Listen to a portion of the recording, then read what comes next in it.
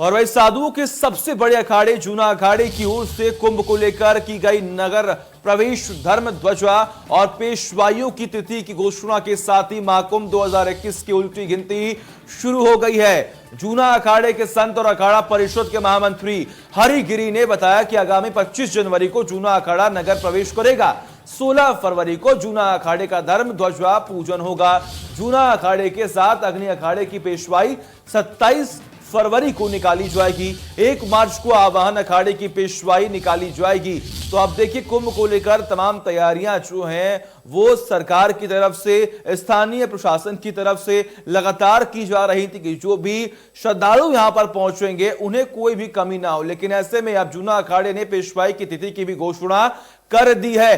कुंभ के अखाड़े की पेशवाई की तिथि की घोषणा यहां पर की गई है। संतों के सबसे बड़े अखाड़े की अगर बात की जाए तो यहां पर उस अखाड़े को लेकर तमाम अपडेट जो है वो सामने आ रहा है। जूना अखाड़े ने साफ तौर पर तारीख की जो घोषणा है वो कर दी है।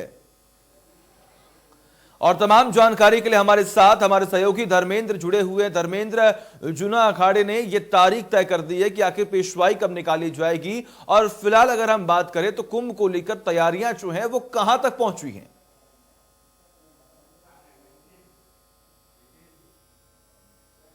देखिए, कुंभ मेले की बात करें तो तैयारी यहाँ पर जोर शोर से चल रही हैं।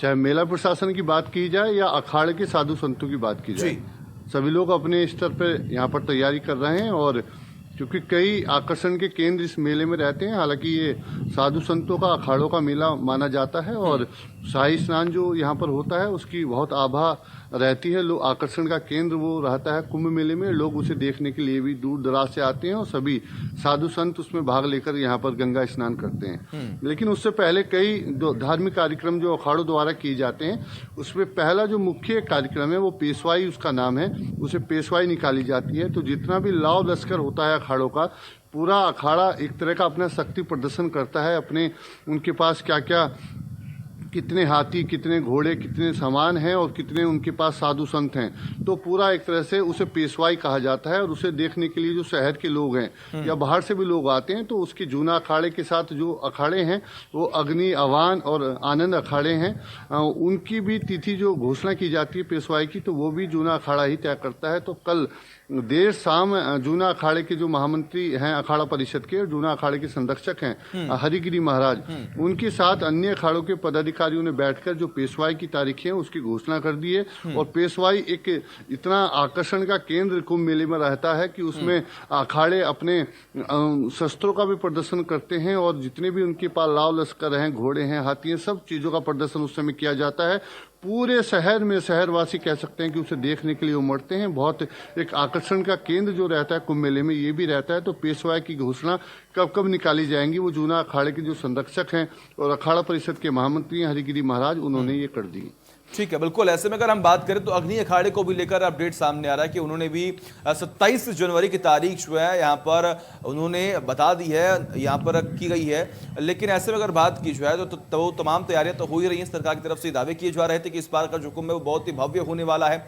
लेकिन कहीं ना कहीं बढ़ते ठंड को लेकर अगर बात की जाए और आम जनता की जो परेशानियां उसको लेकर बात की जाए, तो क्या लगता है इस बार कुंभ जो है वो सही तरीके से सफल हो पाएगा, यानी कि तमाम तैयारियां जो है वो पुख्ता हो चुकी हैं?